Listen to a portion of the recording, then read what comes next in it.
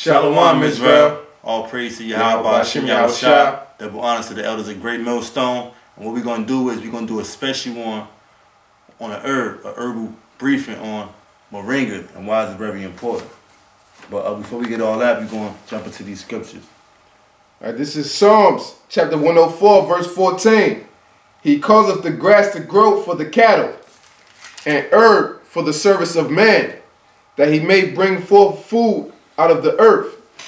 Right, and it says for the service of man. So it's herbs out there though, but are we using it? No. So we're going to enlighten you on an herb right here. And the herb is called Moringa. It's a very powerful herb, you know, and it's actually 12 different types of the plant, but the kind that we're going to deal with is Moringa Oleifers. The word oleifera derives from the Latin, which means oil bearing.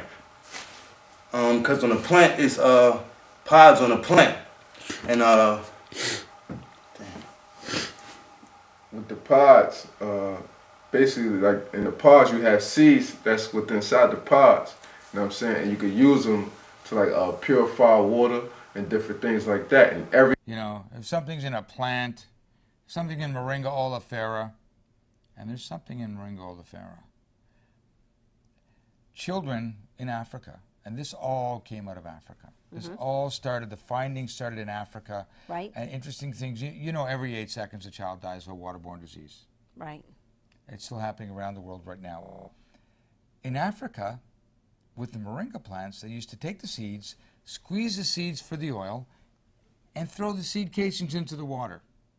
Well, it's an amazing thing that happened because there was less incidence of disease at the time of the squeezing of the seeds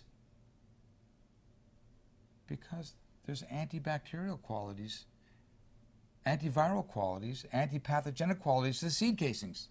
Every part of the plant can be used, from the pod, the seed, to the bark, you know what I mean, the leaf of it, you know what I mean, for what? According to the scripture, what? They use herb for the service of man.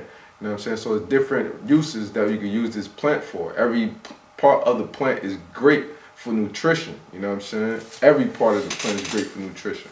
All right? And Moringa is known to have over 46 different antioxidants and known to help prevent over 300 diseases. You know what I'm saying? It's known as the miracle plant. You know what I mean? The King David of the land. You know what I'm saying? So it's a beautiful, beautiful plant, and it's a must-needs herb that everyone needs to get in their daily nutrition, right? Man, woman, and child. All right? Yeah, you got it, bro. Our brothers, the Levites, they also refer to this plant as Ben Zoli or Pebois La Vie, which means the tree that gives life. Because if you went to growing herbs or whatever, this herb right here can be grown on any kind of land, even at spots like where it's unfertile at. And plus, it can be grown and also makes the herb that's around it more fertile. Okay. So, so it's also called the tree that gives life. But what else we got?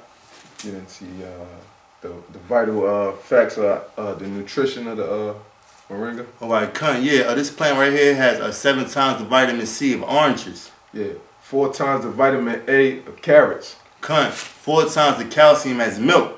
3 times the potassium in bananas. And 3 times more iron than spinach. And 3 times more, 3 times more vitamin E than almonds. Plus it has 2 times more protein than yogurt. Right, and just 1 tablespoon of Moringa a day, you know what I mean, yields 40% calcium, which is great for the bones, of course, 20% iron, I mean, and 14% protein, and that's just 1 tablespoon a day, you know what I'm saying? And on the aspects of breastfeeding, this plant right here is very galactical in breastfeeding for a woman. All this chick needs is 1 tablespoon a day, and she don't have to take no, what you call it, prenatal vitamins, none of that stuff right there. Because this plant right here is good at enhancing the production and the secretion of the milk, plus making it more, you call it, a nutritional, basically. Because now chicks can't produce milk nowadays because they probably going through stress with things that they're eating. So this plant right here will help them get more milk and plus make it more nutritional. Yeah, right. Like, you know what I mean, how he was saying, you know what I mean?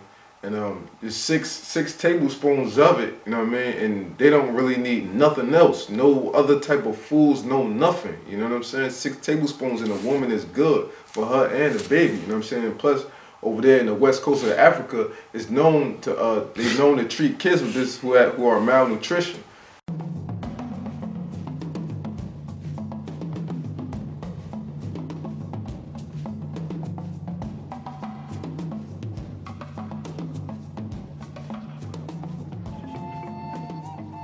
Moringa is a multi-purpose tropical tree with a tremendous variety of potential uses.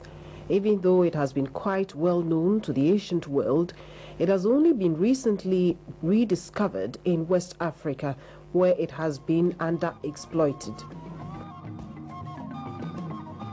Despite the several uses of moringa and the revealing information on the nutritive values, the crop has not been given any due attention by governments of developing countries. Governments in third world countries have preferred giving supplementary vitamins to children than considering the promotion of such vitamins and nutrients as could be found in a crop such as moringa. Moringa oleifera belongs to a monogeneric family of shrubs and trees, Moringacinae, and originates from the sub-Himalayan mountains of India.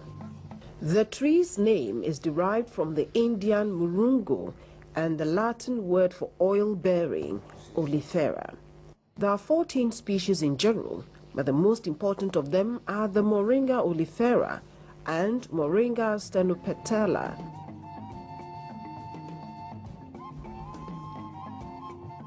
Currently, it is cultivated all over the tropics, including Ghana. It is not strange that Moringa oleifera is known as the divine tree among its numerous attributes.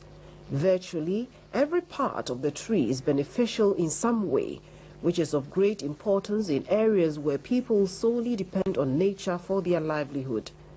Indeed, there is nothing that needs to be wasted. Indian ancient tradition of Ayurveda says the leaves of the moringa tree prevent 300 diseases. Scientific research has proven that these humble leaves are in fact a powerhouse of nutritional value.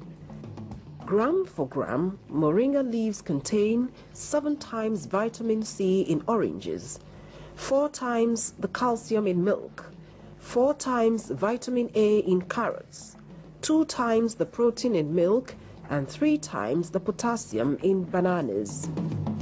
Unfortunately, while science sings the praises of moringa leaves, this vital information has not reached the people who need it most. But not all people have turned a blind eye on this important tree. A number of scientists have and continue to work on moringa. ADRA Ghana, having included moringa on its food security program, has encouraged each client farmer to grow 2, 3 or 4 moringa trees at their backyard. As a measure to combat nutritional problems, most development programs are promoting alternate sources of rich protein food. Moringa is one such crop that promises a balanced diet. It could be extensively grown and introduced for sustainable production and utilization in deprived communities. Indeed, there are several reasons why everybody should have a moringa tree at his backyard. Experts agree that the long-term solution to malnutrition is the use of foods rich in essential nutrients, often lacking in most people's diets.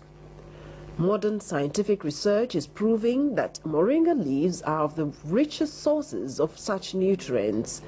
Even the use of small amounts of the leaves could protect thousands of people from suffering and death. You know what I'm saying? And plus too, just because, I mean, you might have some weight to you, that don't mean that you're getting the proper nutrients. So you could have someone that's fat, but they could be malnutritioned as well. Right. You know what I'm saying? Cause just because you're eating different type of foods, that don't mean that you are getting the proper nutrients. You know what I'm saying? But what moringa helps you to do that, all right? You got something else to touch on? Nah, basically it right there. You know, on the herbal briefing, you know, it's a real good plant or whatever. A British, they call it a drumstick tree. The Levites, they call it benzole. The East Indians or whatever, they call it moringa. But it's a real powerful plant. Go check it out, man. And with that, all praises to Yahawah Bahasham Yahawashi. Double honor to the elders of Great Millstone, and to you brothers out there that's pushing his word. And with that, Shalawam. Shalom. Shalawam.